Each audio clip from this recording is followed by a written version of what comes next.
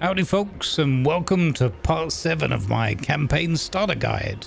The feedback for this mini-series has been overwhelmingly positive, and I'm deeply grateful for all your comments and to so many of you who have decided to subscribe and give my videos a hearty thumbs up. Thank you. In this video, we'll take a look at the basics of officers, who are specialized personnel performing tasks to enhance your ship and station capabilities specific to the vessel that they're assigned to. I'm by no means an expert on this or indeed any Starminer topics. However, I will share with you what I have learned so far in order that you know how to get started hiring officers and choosing a path for them to train into. Therefore, you'll be able to get into the finer details of officers at your leisure and fine-tune things for your vessels in your fleet. So let's get to it. Alright, where last we left off, we have amassed a nice little fleet. We have our mining ship, ugly but effective, arguably. Our commander vessel looking like a little lightweight Klingon cruiser inspired. Our mining drill over there that I brought over here because it's finished the work on that water node that we set it off on. And of course our refining ship, such as she is right now. It's more of a station. Anyway, today we're going to take a look at officers. Now, in order to assign officers or do anything with them, first of all, you're going to have to unlock the technology. So we go into our research tab in the operations interface. You press the tab key to bring that up, or the button on the bottom left of the screen. And we're going to go to the research tab and look for the second in the vertical column, colonists category. And in here, after tier 1 bridge, you will see tier 1 officers quarters. It costs 15,000 credits and 500 research points to unlock. There is a tier 2, and as far as I can tell in patch 4, the current live version at the time recording, there's no real benefit to that, maybe just aesthetics. Possibly there are some things that are not so obvious, but from my cursory testing, there's no real benefit to the tier 2. So let's go ahead and unlock the tier 1 officers quarters. There we go. Now, important here is you're going to build one typically. You can have more if you want. Again, doesn't seem to a benefit to have more than one right now, but you're going to build one of those per ship where you want to have officers stationed and active, or at least hireable. Now, it's quite possible that we'd be able to transfer officers between ships without having a quarters there. All they count as are colonists, so they will appear in your inactive, active, and max capacity numbers. Well, obviously the first two of those. And when they're inactive, they should appear on the left-hand side in your ship's sort of manifest here, your cargo and passenger list. However, there are some caveats to that we'll go through while I walk you through this process. So now that we can build the officer station, we're going to pick a tier 1 slot on an available Hulk node. We've got a nice one here just in front of our construction tower, so we're going to go for that. Press B to enter building mode. Hit the plus symbol where that tier 1 node is available for you to build on, and then scroll down in your list till you find tier 1 officers quarters and click build.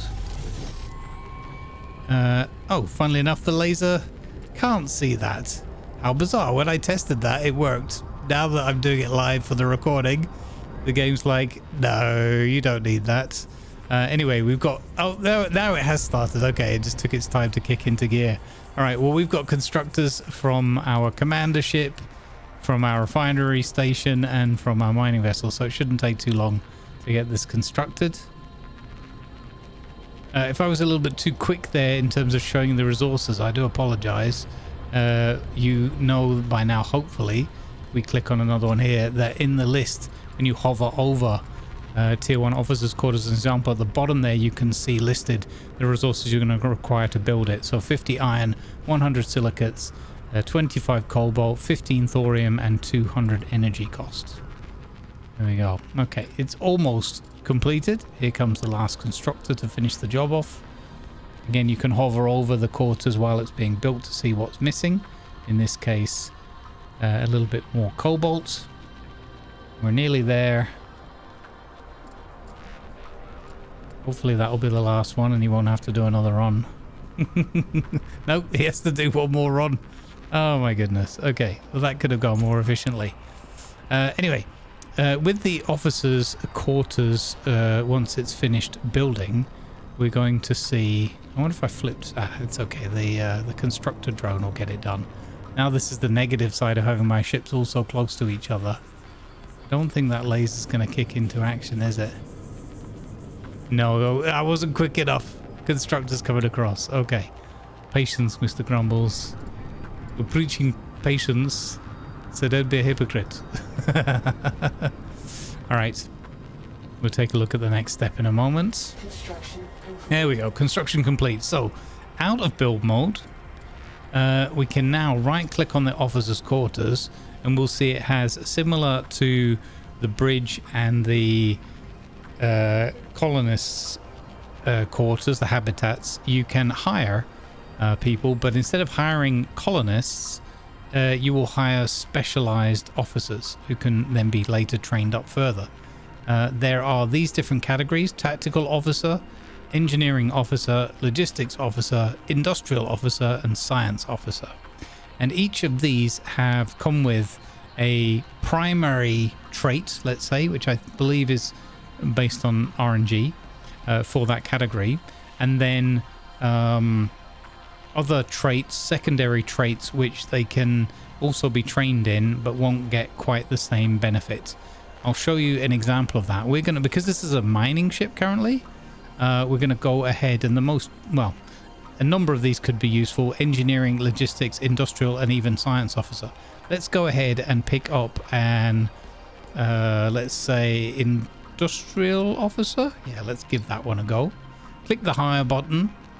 You'll see it goes through the processing, and it's going to cost you 5 water and 10,000 credits. So we're now almost out of credits again.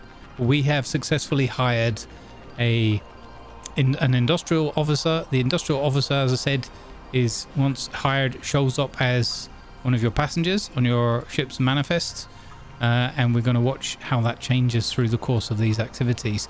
I suspect there's a little bug involved in that, so you might get some different behaviors, but we'll talk about that when we come across it. Now, the first thing you would be able to do before you do anything else with that officer is, currently they're idle. They've just been hired on the ship. They're there, they're just chilling out. And what you could do is, similar to most of the other things on your ship, you would be able to trade them across. So for example, we could right click on RS1 here, our refinery station. We could say deposit, so take from the mining ship to RS1, and we would see the industrial officer there in the list. We'd be able to click on them and say, how many do you want to send across? And they would be sent across on a little shuttle. We're not going to do that for now, but that's just to show you how that should work.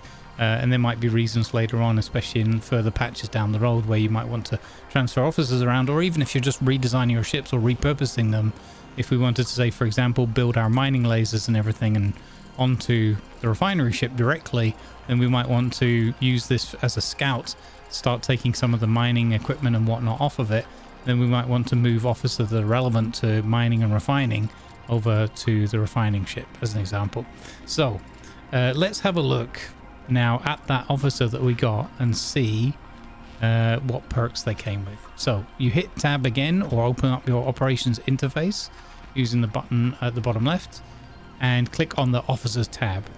In here it will list, first of all, on all stations, and it will also show you at the top left active officers. So currently 0 out of 7 available. You can also click on the individual ships, and you'll see then which ones are on which vessel currently. Now, here are the traits that we got our RNG roll on for this particular case. Industrial officer rank 1, and they've been given as their sort of primary stat, their top stat, efficient material refinement training tier 1 increases refining efficiency by 10%. So if we close that window and we looked at our tier 1 refinery on board this vessel, we would see that currently we have refining efficiency of plus 30%, and that's based on some of our commander skills. our character skills. So if we then go and tab back in and go to the officers again, we could then set this character to be active, which you do on the top right hand corner here.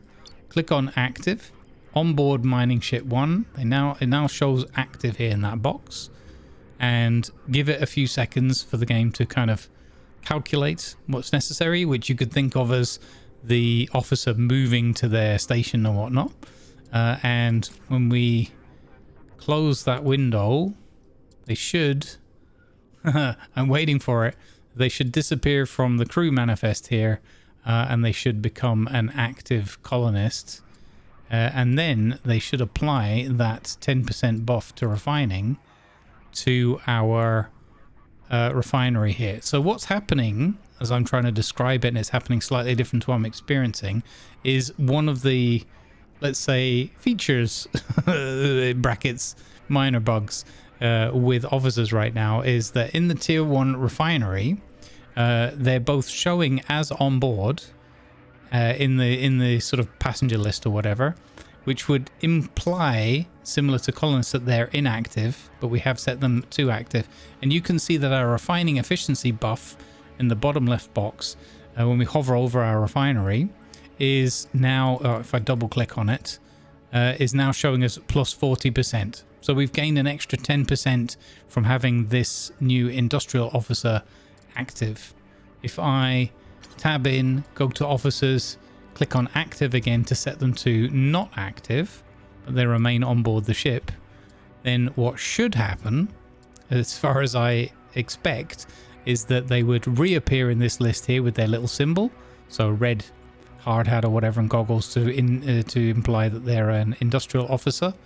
And the bonus, if we now hover over our refinery again, is back to 30% rather than plus 40%. So you can see that the active inactive part is working. For some reason, when they're active, they're still appearing in this list of tradable resources as inactive. So there's a little bit of buggy behavior that goes with it. So let's tab back in and let's set that person back to active again. Again, now that they're active, they shouldn't be showing, at least I don't think they should, and from previous testing they wouldn't show as idle here, and we're now showing as having 2 colonists who are free, as in idle. Doesn't really line up with what I'm expecting from the game, but anyway, as I said, it is a little bit buggy at the moment. Nevertheless, on our refinery now, we're back to, if I double click on it, we're back to, oh, why isn't it doing that? Let's double click that again. There we go, plus 40% refining efficiency. So we are gaining that plus 10%. Now, the next thing you can do, having hired your first officer and ensured that they were active, is if we go back to this officers tab, we can have a look through at what other perks they were given. So their secondary perk here was advanced mining techniques. So not yet trained, they're currently tier 0. Increases mining speed by, well, currently 0%. And you can see underneath they have the option to start training for 500 credits, the duration of 600 seconds, and plus that would give us plus 20% on mining speed, as an example. On their primary skill, efficient refinement, we could also train them from tier 1 to tier 2 at a cost of 1,000 credits and a duration of 1,200 seconds, so double the amount, and that would bump that from plus 10% refining efficiency to plus 20%. Okay, if you scroll down a little bit further or use the bar here on the right hand side, you can see that they have 4 skills in total that was RNG rolled when the character was generated, or the officer. Advanced refinement techniques, so increasing refining speed, so not efficiency, which we have at the top there, but speed. Currently tier 0, could be trained up to tier 1. And then mining equipment training increases mining range. Currently again tier 0, can be trained up. Now I'm not 100% sure at the moment. What I understand to be the case is that we can train them up in each of these and they will have like a maximum that they reach They can go higher level on their primary skill, the first one listed, and less tiers can be increased and trained up on for these kind of secondary and tertiary skills listed further down. So this is the primary one you want, and these are the others. The other thing to note is that if you had multiple industrial officers, for example, and they had overlapping skills, even if they're both active, it's not cumulative, or combining them, it will take whoever's got the highest skill and apply that one, as far as, again, my current understanding and testing has shown me. Okay, so let's I'll show you for an example here. Increase mining speed. Let's say we could train this because we only have 600 credits left. I have to sell some more stuff to hire the next ones.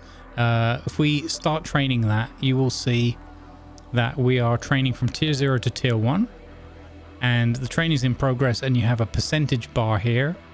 Might be a little bit hard to read again because the text is a little bit sort of close to some of the other, but there is a percentage bar that's slowly going up. Well, it's not a colored bar, unfortunately, it's just a number. So you can see there 4% and so on and so forth, and when those minutes have passed, you will get your plus 20% unlocked, and that will then apply to any and all mining lasers on this vessel where that officer is assigned. So for example, our tier 2 mining laser here has currently a range of 375 meters, which includes a plus 50% boost from my character perks, and sorry, also from research that we've unlocked. So we've unlocked mining stuff in here that's given us range, and we've unlocked items in here which have also given us range here. Increase mining range by 30% from the character, and this is 19, but it means 20% from researched modifiers. So there you go.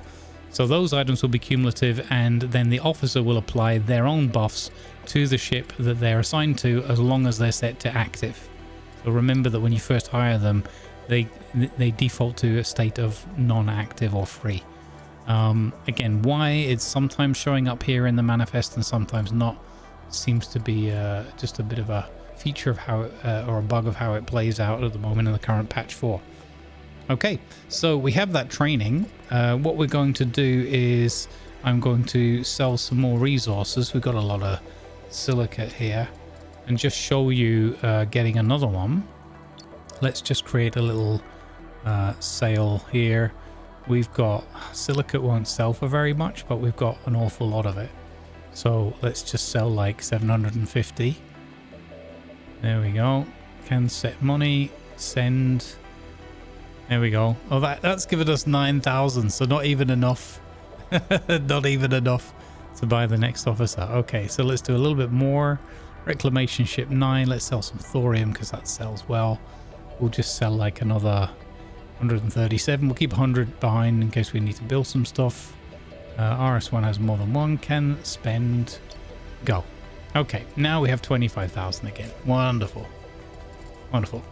Okay, so in exactly the same way, you can build officers' quarters. As I said, you probably realistically only need one on each of your ships.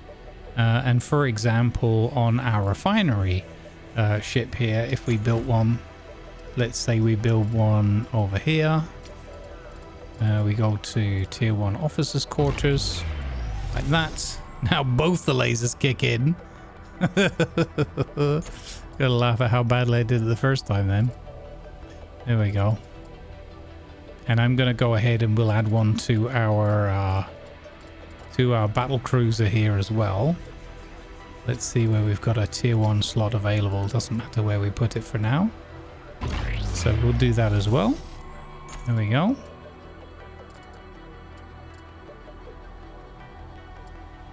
Okay, so we're going to build another officer's quarters on to each of our vessels eventually. But for now, we'll put one on the refinery ship. Now, of course, this has got these tier 2 refineries, plus 30% refining efficiency is our current buff set to that. And if we right click on here, again, we can hire, well, let's see, it's an industrial ship. So either an industrial officer, but in my experience so far, I haven't got an exhaustive list of all the different skills and so forth, but a number of these can come up with an RNG sort of loadout, if you will, or four skills available, any of which might be applicable to your ship. So it's just more of a leaning or preference in the RNG role as to what their kind of main purpose is going to be. Now we have a research lab on here, so a science officer might not be a bad pick. In my experience so far, they tend to also have secondary skills like mining laser stuff and things like that, but it could also be something like less shield energy use, or less heat generation in certain circumstances and things like that. Let's hire an engineering officer and see what that might give us, just to show you a couple of different examples of what it can look like. Not going to be optimal and necessarily. Okay, so now we've hired another officer. They've appeared on the left hand side, engineering officer. Again, default state is idle. So we go to officers. In this case, in the left hand side, I'm going to click on RS1 so that we don't have any confusion, because it's actually rolled different names but the same picture. So that's a bit of a fluke. And we're going to see what the stats of this engineering officer are. So primary stat, or the one they already come pre-trained in, maybe that's the better way of describing it, is streamlined construction techniques tier 1 increases construction speed by 10%. So that is, for example, with your constructor bots and your construction tower, they're all going to be buffed by 10%. So we're going to build things quicker. Not cheaper, but quicker. Next one, however, optimized construction protocols, not yet trained, tier 0. So we can spend 500 bucks and wait 10 minutes. We'll get reduced construction resource cost by 10%. That could be quite huge if we were using this refining station as our main building station, or just thinking of adding a lot more on, regardless of what kind of, whether you're using construction bots or vehicles or lasers. 10% saving on your construction costs is pretty huge. So the next one is energy systems optimization.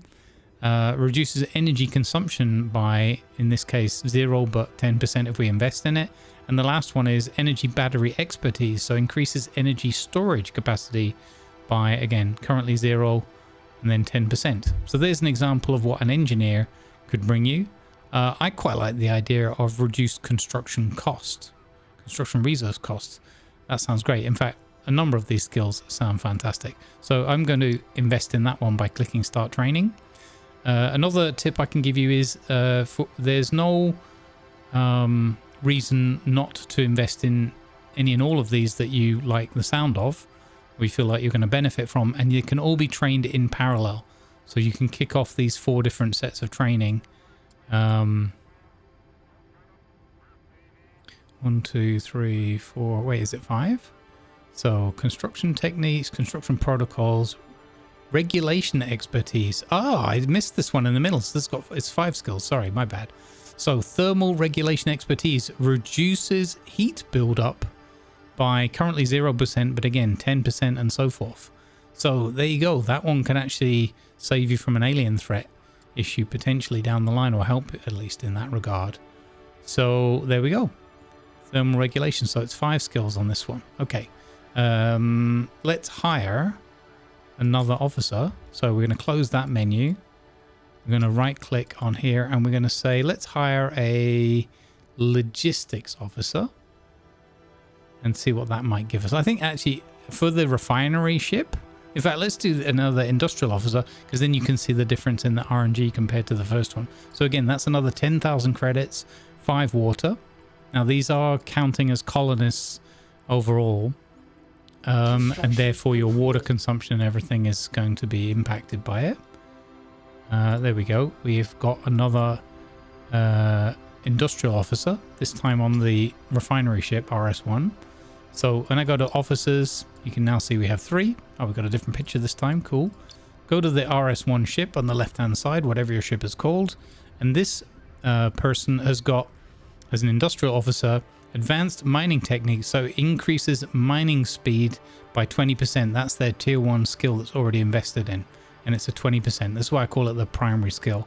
We can spend 1,000 credits and wait 20 minutes, and we'll get that up from plus 20 to plus 30%. Remember, not cumulative, but that's the total that will be applied as the buff.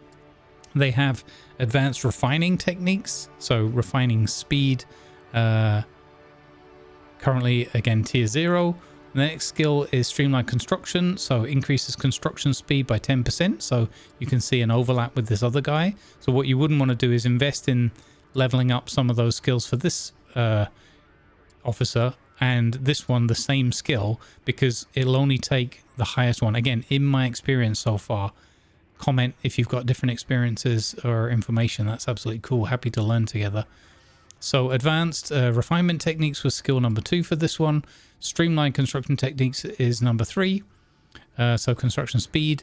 And then his 4th skill. So this one only came with 4. 1, 2, 3, 4. And they've got in their 4th skill increased mining range. Currently 0%, but we can spend 500 on that. Wait 10 minutes and get 10% buff for that. Okay. So let's see, this is at 33% now of their training. Optimize construction protocols, so again that's going to save us costs in construction. And yeah, so this one's come out with an increased mining speed. We don't have mining lasers on the ship currently, although we probably are going to add them at some point, because again, depends on your approach, but in my live stream playthrough, I've got my drill and my mining lasers directly on my refining ship, and I just fly it carefully to the next asteroid and just smash it to pieces with everything all at once. So, okay, let's go on. If we click on our mining ship on the left here, we should see, where was it? What did we invest in with this one? Dang, my memory hole has kicked in and I forgot what I clicked a few minutes ago. Maybe we didn't actually. So efficient material refinement, 10%. Yeah, that's right. I think we didn't have enough money, right? So we didn't do it. Advanced mining techniques, tier 1 mining. Oh, I think it was this one, right? Mining speed plus 20%. Okay, that was it. So now if we go to our mining ship over here, and we look at our mining laser, when we hover over it or double click it, on the left hand information box, you can now see that our mining speed is plus 60%, range is plus 50 from before. And when we, I believe, tab and look at our character sheets, no, it doesn't list them here. I was hoping it was going to list them here. Research modifiers. Okay, so the officers, okay, because these are global, applying to all of your ships. These are specific to the ship that they're on. So our mining ship here has increased mining speed buff 20% from this character. It's a bit confusing as well, because this is the 30% that you would get if you did more training. So it's this number here in the middle that you need to pay attention to. Again, this character is set to active, this officer. So we have 10% refining efficiency, 20% mining speed. When we hover over our laser, we can see mining speed. That's why it now says plus 60% on this ship. Huzzah! So that's the very basics of how officers being hired. So unlocking the research, how to hire the officers, how to set them to active so that their buffs are being applied on the ship. In fact, I forgot to do so on the RS1, didn't I? Yep. And a little bit about how to trade them. So we currently have this industrial officer and this engineering officer. If we now apply, so this one here has increased construction speed by 10%. That would be really hard for us to judge because it's not listed as a speed on the construction tower laser as an example. Optimize construction, reduce construction cost. That would be hard to tell. Reduce heat buildup. Okay, that should be visible by 10%. And oh, energy storage, that would be easy. So increase energy storage capacity by 0%. We can invest in that for 10%, and then we would see that our batteries would go up from 51,000 by another 10%. So increase. So let's go for that one. We'll invest in that. Spend that money. That skill, where did that go? Okay, that popped up to the third in the list now because we've invested in it. Interesting. Okay, and then this one is currently, so we did the reduced construction costs. That's currently at 73% there. So you can see that training still in progress. All right, cool. Let's set, you can still set them to active even while they're training. That doesn't seem to impact anything. That might change in the future. I could imagine you might have to set them to not active while you train them and things like that. But at the moment, you can still have them as active. So we've got increased mining speed buff. We've got increased refining speed, 0. Because this is a refining ship, I'm going to start training that person. Although it might be better to roll another industrial officer and see if we get one that has refining speed as a primary. It could also be that a science officer might come with those skills. Again, just the RNG nature of it. But there we go. So we've now got those both set to active. We need to wait for the training to complete on the storage capacity and the refining speed before we'll be able to see that being applied to the ship, unfortunately. So let's have a look. Did your training... Oh, right. Okay. So we already had a look at the increase from that one, the 20%. Wonderful. Now, on this ship, when we set the 2 to active, you'll note that they've disappeared from... oh, sorry. No, I'm not on the right screen. You'll note that even though we've now set them to active, they're both still showing in the cargo hold, as it were, or the passenger list, manifest of the ship's cargo. So we could, again, right-click and trade, and we could say from the RS1. So, for example, that officer that had the mining buff, if it was, say, mining range instead of mining speed, we could take that officer, transfer them over here as long as we have enough colonist capacity, and then that officer, once active on this ship, would then apply their, for example, range buff, and that wouldn't compete with the mining speed buff of the officer who's already on board, and therefore you would gain, 2 benefits, as it were. So far as I can tell, there's no limit to how many officers you can hire and have on board your ship beyond, obviously, your water consumption factors and your overall colonist max capacity. Whether that will change in future, I don't know. Or, in fact, maybe there is a limit because I haven't, for example, spent the money and the water and everything and hired 20 officers and had it say to me, oh no, you can't have more than 15 or whatever. So it's possible that there's a limit in there. I'm just not aware of it at this time of recording because I've only hired like about 6 or 7 officers just for testing purposes. Okay, so that's how you do that. I hope that will be super helpful and help to make your fleet a little bit more efficient. Again, I do hope as well that your experiences with the colonists appearing in here when they're not active to be traded between vessels. I mean, even if they're active and they still remain in this list, that would be preferable because at least you could move them around and you can see, okay, I do or I don't have this many officers of this particular type on a vessel. At least then you'd know where your buffs are, kind of thing, at a bit of a glance. What I'm hoping in future is that there will be an improvement to this overall sort of layout and summary of your fleet. Also the fact that it says active officers 3 of 7, I'm assuming actually that might be where the limit comes in, slightly contrary to what I said before. I didn't think it through. I guess if you can have 20 officers or 100 officers, but you can only have 7 active across all of your ships. So that might well be where the limitation comes in. That would make sense. Okay, whether that will change in the future, different numbers than that, I don't know. Whether there might be something we can unlock that allows that to increase. You know what? I didn't think to test, but it's intriguing me now. What if I built another We're doing it live. If I build another officer's quarters on there, just for the heck of it, is that going to be what gives me an increased number? That would be interesting, wouldn't it? If it works like physical space, like living quarters for them. I've not tried this out in my testing yet. So we're getting a sneak peek together. Let's have a look. Let's see what it does. Okay, nearly built. And built. Okay, let's go in here to the officers tab. No, still 3 of 7. Ah, okay. I thought that could be quite a good way if you're able to build like more of these.